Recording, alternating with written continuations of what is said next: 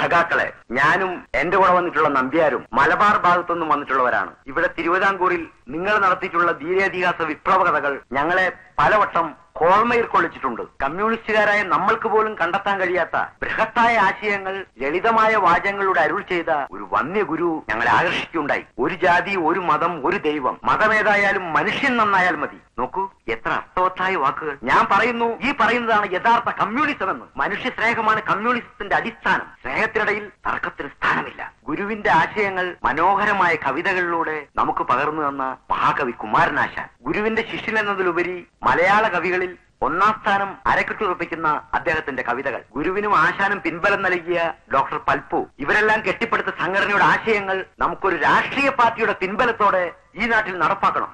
ഗൗതമി പൊതുരംഗത്തിറങ്ങി പ്രവർത്തിക്കണം. കൃഷ്ണപിള്ള സഖാവ് എനിക്ക് പാർട്ടി ടിക്കറ്റ് തന്നു കഴിഞ്ഞു. ആഹാ, വളരെ നല്ലത്. നല്ലൊരു പാർട്ടി പ്രവർത്തകയാകും.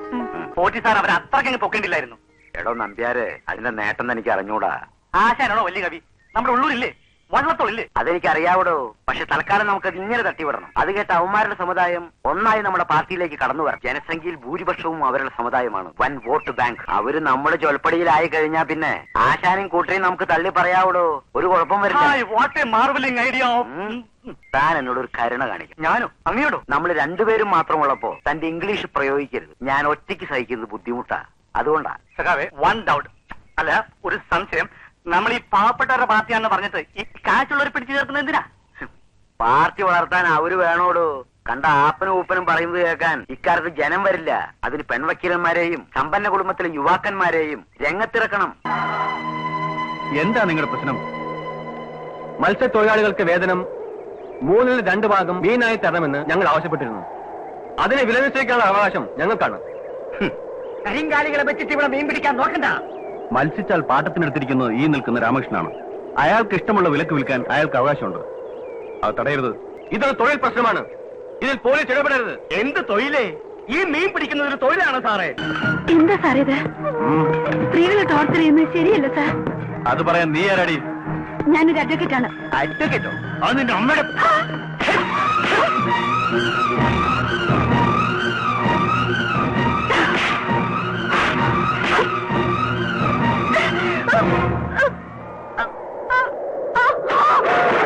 നമുക്ക് വല്ല നേതാക്കന്മാരെ കൊണ്ടും പറയിപ്പിച്ചാലോ? ഞാൻ ആരുടെ കാലം വേണമെങ്കിലും പിടിക്കാം. എനിക്ക് എന്റെ മക്കളെ തിരിച്ചു കിട്ടിയാൽ മതിയായിരുന്നു. ഒരു 100,000 പ്രതീക്ഷകളോടെയാ ഞാൻ അവരെ പഠിപ്പിച്ച് വക്കീലന്മാരാക്കിയത്. അങ്ങേക്ക് മക്കളുള്ളതല്ലേ. ഞങ്ങളുടെ സങ്കടം എന്താണെന്ന് ഞാൻ പറഞ്ഞറിയിക്കേണ്ടതില്ലല്ലോ. ജാമ്യം എടുത്തുകൊണ്ടോ ശുപാർശ കൊണ്ടോ അവർ നിങ്ങളുടെ ഈ പ്രസ്ഥാനം വിടുമെന്ന് എനിക്ക് തോന്നുന്നില്ല. ദയവ് ചെയ്ത് അവരെ എന്റെ മക്കളായിട്ട് തന്നെ എനിക്ക് തിരിച്ചു തരണം. ഇതെന്റെ ഒരു അപേക്ഷയാണ്. അനന്തന്റെ അച്ഛന്റെ വേദന ഞാൻ മനസ്സിലാക്കുന്നു. മകളുടെ അവസ്ഥയിൽ മനം പൊട്ടിക്കരയുന്ന അവരുടെ അമ്മയെ ഞാൻ മനസ്സിലാക്കുന്നു. അച്ഛനമ്മമാരുടെ വേദനയുടെ പ്രതീകങ്ങളായിട്ടുള്ള ഒറ്റ ആളെയും ഞങ്ങൾക്കിതിൽ വേണ്ട. സമൂഹത്തിന്റെ സുഖത്തിൽ കുടുംബത്തെ ദുഃഖിപ്പിക്കുന്ന പ്രത്യയശാസ്ത്രമല്ല ഞങ്ങളുടേത്. നിങ്ങൾ നിങ്ങളുടെ സന്താനമെന്നോ ഞങ്ങൾ ഞങ്ങളുടെ സഖാവെന്നോ പറയുന്ന ഈ വ്യക്തികളെ കുറിച്ച് നിങ്ങൾ ഭയപ്പെടണ്ട. അവർക്ക് വേണ്ടത് ഞാൻ ചെയ്തിരിക്കും. ദൈവം അങ്ങേ അനുഗ്രഹിക്കട്ടെ. നിങ്ങൾ ധൈര്യമായിട്ട് പോയിക്കൊള്ളൂ. അല്ല, അങ്ങ് എന്താ അയാളോട് പറഞ്ഞത്? പാർട്ടി അംഗങ്ങളെ തിരിച്ചു കൊടുത്താൽ നമ്മുടെ ശക്തി പറയില്ല സഖാവേ. എടോ നമ്പ്യാരെ, വേണ്ടത് ചെയ്യാമെന്നല്ലേ ഞാൻ പറഞ്ഞുള്ളൂ. ഞാൻ അവരെ വിട്ടുകൊടുക്കുമെന്ന് തനിക്ക് തോന്നുന്നുണ്ടോ? പോറ്റി സഖാവ് പറയുന്നല്ലാതെ എന്റെ ഈ തലയിൽ ഒന്നും നിൽക്കില്ല. That is my weekend. എങ്കിൽ പഠിച്ചോളൂ. എടോ, ചാക്കോ, അനന്തൻ, ഗൗതമി തുടങ്ങിയവർ ഭൂഷാവർഗത്തിൽ പെടുന്നവരാണ്. അവരെ സ്ഥിരമായി പാർട്ടിയിൽ നിർത്താൻ നമുക്ക് ഉടനെ ചില തന്ത്രങ്ങൾ നടപ്പിലാക്കണം. അങ്ങാണല്ലോ മഹാതന്ത്രി. ഇളിക്കാതെ പറയുന്നത് ശ്രദ്ധിക്കണം. ചാക്കോ ക്രിസ്ത്യാനി, അനന്തനും ഗൗതമി പിന്നോക്ക ഹിന്ദുക്കൾ. ഒറ്റ പ്രയോഗത്തിന് നമുക്ക് ലഭിക്കേണ്ടത് ഇരട്ട ഫലങ്ങളായിരിക്കണം. നമ്മുടെ കൊടിയുടെ നിറം എന്താ? ചുവപ്പ്. ചുവപ്പെന്ന ചോര. ചോര കൊണ്ട് വേണം നമുക്ക് പാർട്ടിയുടെ അടിത്തറ ഉറപ്പിക്കാൻ. അടുത്ത ആഴ്ച വയലാർ രക്തസാക്ഷി ദിനമല്ലേ? അന്ന് തന്നെ ആവട്ടെ. അന്ന് ജയിലിനുള്ളിൽ ചെങ്കൊടി പാറണം. അയ്യോ, ജയിലിൽ ചെങ്കൊടി വെക്കാനോ? അപ്പൊ അവരെ പോലീസ് അടിച്ച് ചമ്മന്തിയാക്കില്ല സഖാവേ? അത് തന്നെയാണ് നമുക്ക് ആവശ്യം.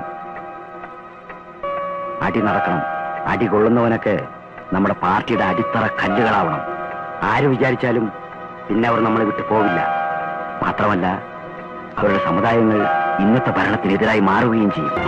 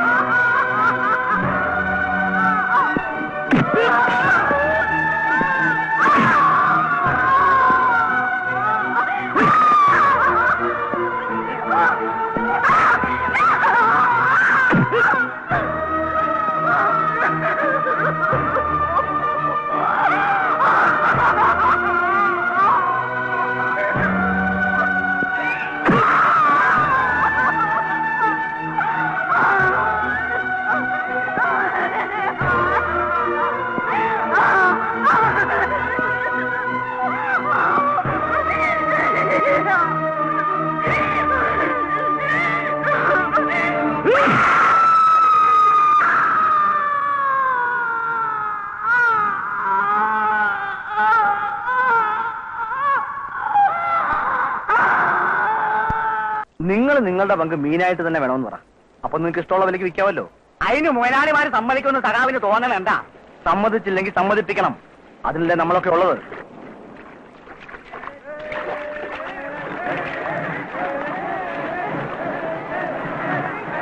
ആ, ആരും മീനിറക്കരുതെന്ന് പറയൂ. പ്രശ്നം തീർക്കാൻ പറ്റുമെന്നൊന്ന് നോക്കട്ടെ. വരി.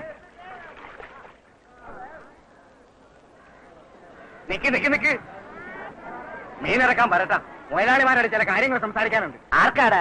നിനക്കാ? എനിക്കല്ല, ഞങ്ങളുടെ നേതാവിന്, അനന്തൻ സഖാവിന്.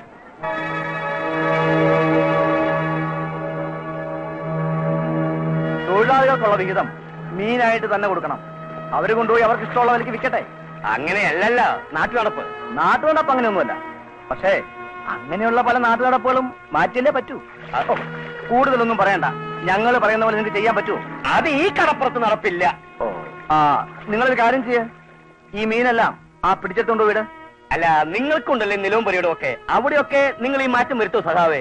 തിരുവേനി ഇങ്ങോട്ടാ. രാഘവനെ ഒന്ന് കാണാൻ വന്നതാണ്. നിങ്ങൾ അഴിമുറിക്കാത്തത് കാരണം ഞാറൊക്കെ ചീഞ്ഞു പോകുന്നെന്ന് കൃഷിക്കാര് പരാതിയുമായി വരുന്നു. എന്താ ഇത്തവണ ഒരു താമസം? പണിക്കാരെ കിട്ടുന്നില്ല തിരുവേനി. മൂപ്പന്മാരൊക്കെ ഒരുമാതിരി ഒളിച്ചുകളിയാ. അവരെ വിളിപ്പിച്ചിട്ട് ദേവസ്വം പണിയാണെന്ന് പറയൂ. വന്നില്ലെങ്കിൽ ഞാൻ ഇടപെടാം.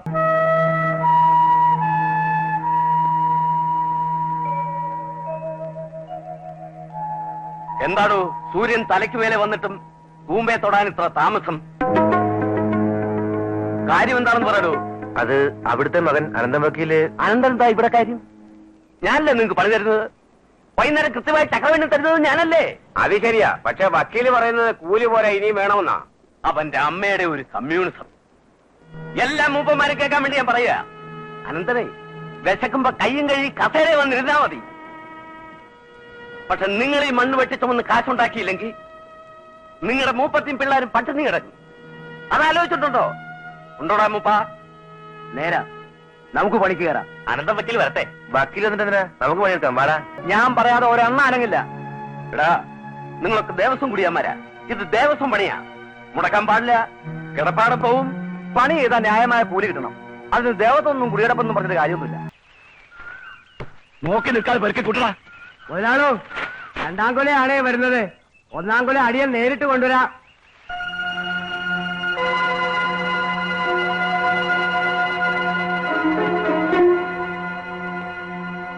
ആണേ ഒന്നാം കുല.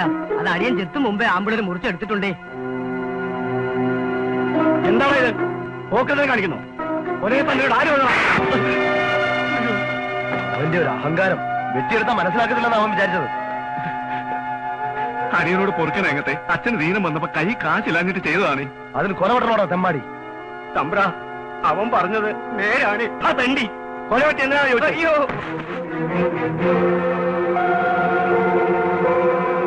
നോക്കി നിൽക്കാതെ ചോദിക്കാതെ.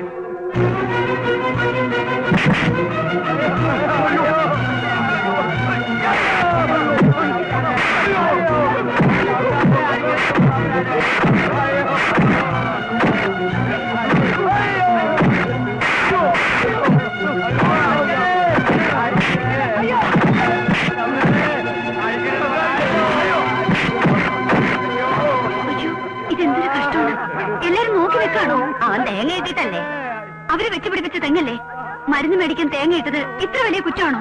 തെങ്ങ് അവൻ വച്ചതാണെങ്കിലും മണ്ണ് മുതലാളന്റെ അല്ലേ? അവൻ എന്താ അവകാശം? ആ കുഴിക്ക് 3 വേത്ത് വെക്ക്.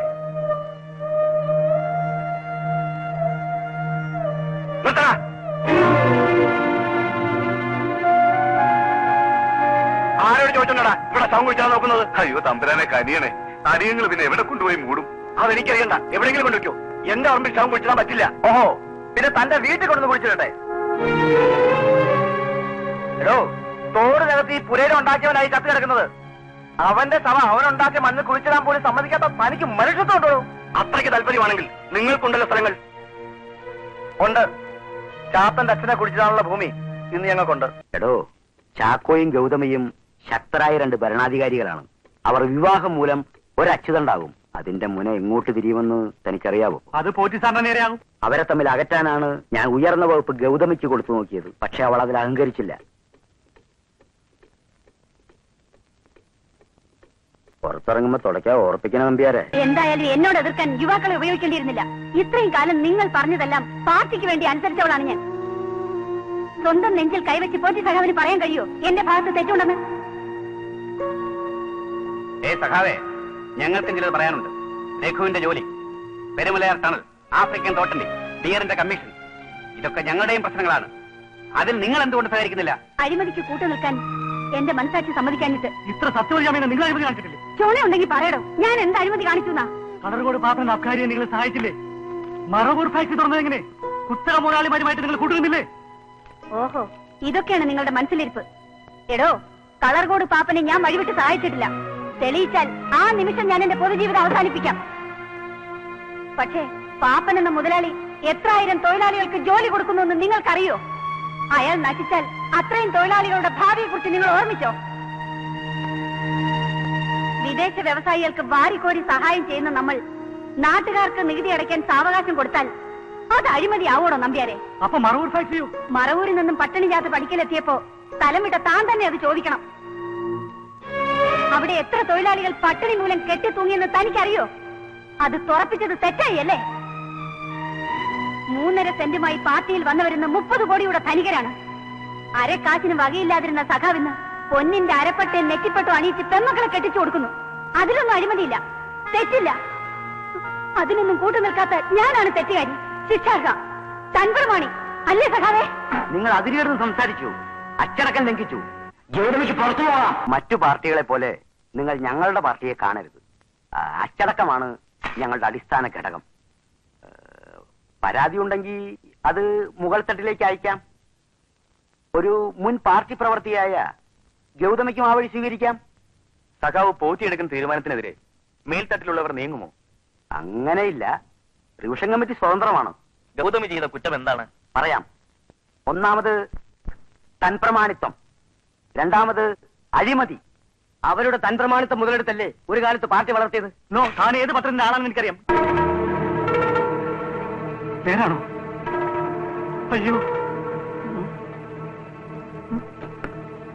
എക്കാലത്തെയും അടിത്തറ. എന്തു പറ്റി നമ്പ്യാരെ?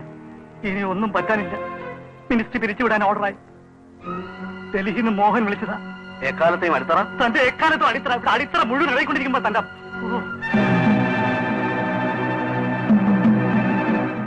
കേരളത്തിലെ ചില മന്ത്രിമാരുടെ സ്വിസ് ബാങ്കിലെ കോടികൾ വരുന്ന രഹസ്യ നിക്ഷേപങ്ങളുടെ രേഖകൾ ഒരു പത്രസമ്മേളനത്തിൽ വെച്ച് ശ്രീമതി KR ഗൗതമി അവതരിപ്പിച്ചു. ഇതേ തുടർന്ന് കേരള രാഷ്ട്രീയ രംഗം ശബ്ദായമാനമായി.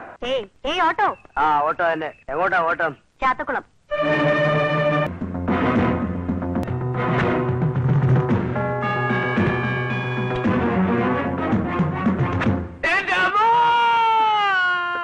നിർത്തണോ?